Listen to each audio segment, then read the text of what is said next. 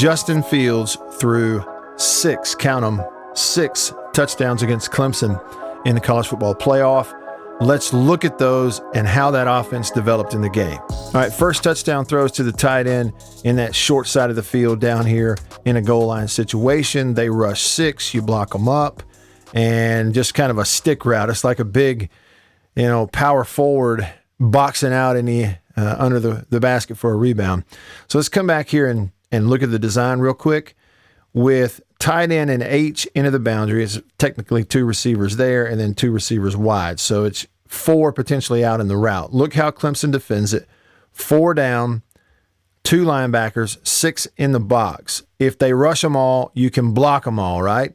Because 5 linemen and a back in protection is 6 on 6. And so he knows he's got it blocked up, I think, based on pre-snap formation. This is the other thing I think that is interesting to me. As the route develops, inside tight end with his hand down is the one who's going to push up vertical in the end zone, and he's going to take that one-on-one.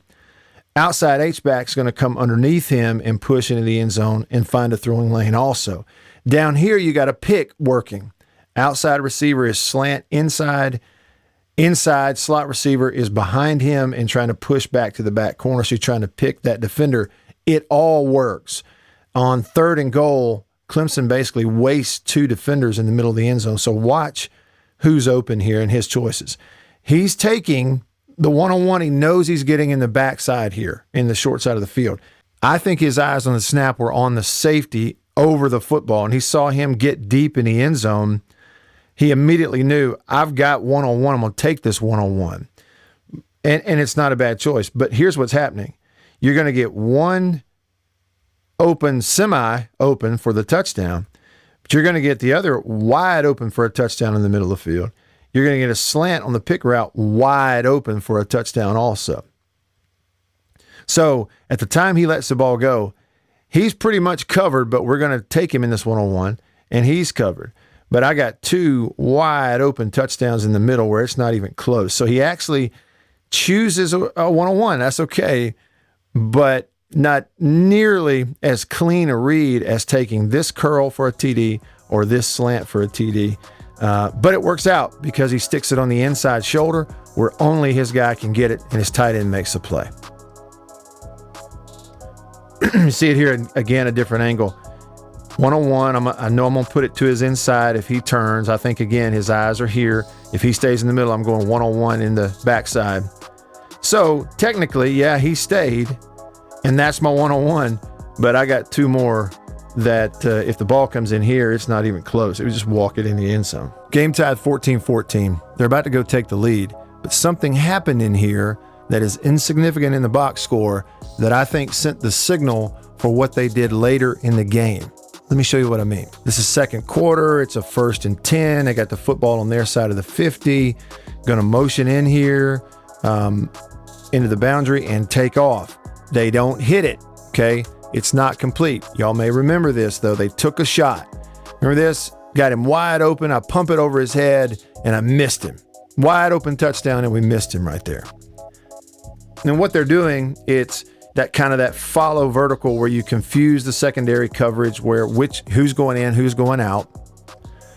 The lead receiver tight end breaks out. It pulls the attention of the deep defender on that side, and now we got to try to track it down from the inside safety. And we knew they had personnel issues, right, this week at Clemson, but he runs right by the defense. He is completely taken off the top, even though we missed it.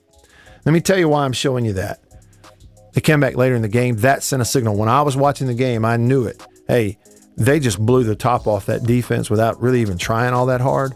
They're going to come back and do it more until Clemson deepens and widens and shows that they'll get back there. They didn't do it, and what happened later in the game? That's not in the box score. It's insignificant, but that overthrow and incompletion sent a message to Ohio State, and they knew we're going to hit big plays in this game, and they did. Okay, even after all that, they come back, get a touchdown on a tight end delay, and get him open back here in the void of the defense, roll the quarterback that way, and throw it back to him. This is his second touchdown pass of the day. You can kind of see what's happening. When they motion that receiver across the formation, Okay, it puts the strength over here to this wide side of the field.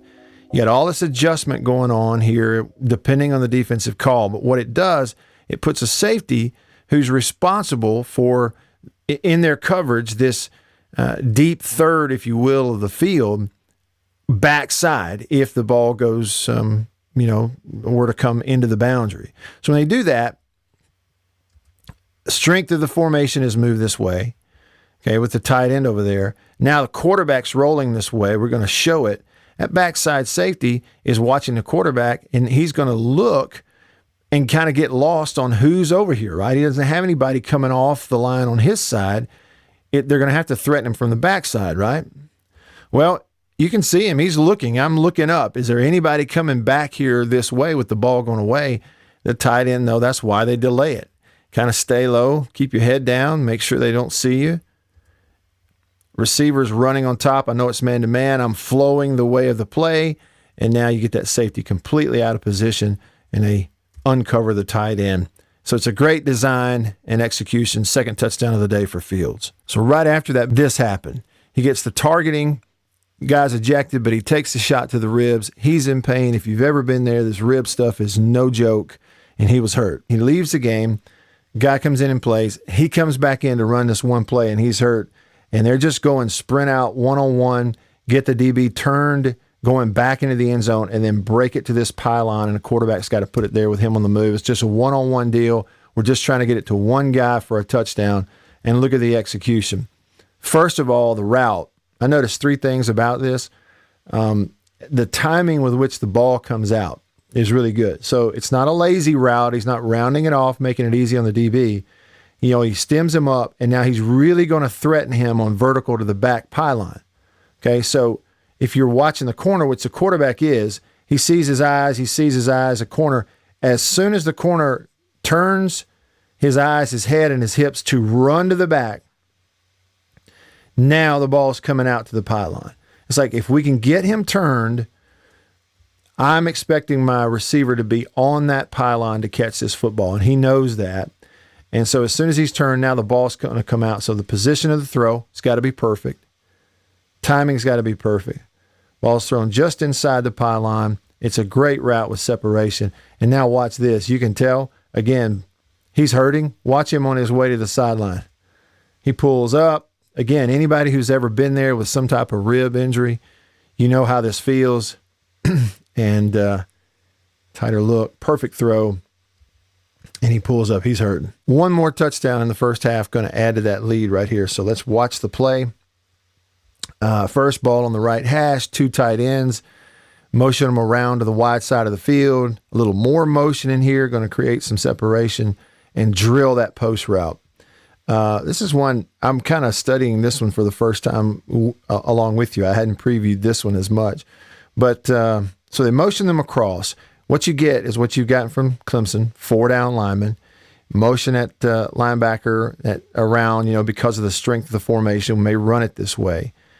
But if you look, I think pre-snap, what maybe tells him, even though you go a little motion, what maybe tells him you're going to the wide side of the field is just numbers. 3 defenders over 2 into the boundary, so I'm going to pick somebody and read out here to the wide side of the field. The release is tight end on the line is inside. H-back is outside. I'm going to see if I can widen this farthest defender as far as I can get him to get an in break right here. So, the key would be like, who is the quarterback reading?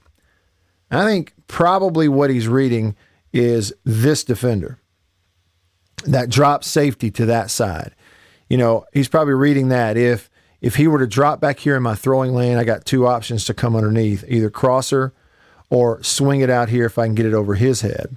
But with that safety looking inside and being influenced inside, I think that's what tells him, pump it out here on the hash. And again, you've worked on this, practiced this a million times. There's a big, tall guy with position, got his body in position, excellent throw. And so, you add to your points total going into the locker room. All right, second half, that's where the deep balls come from.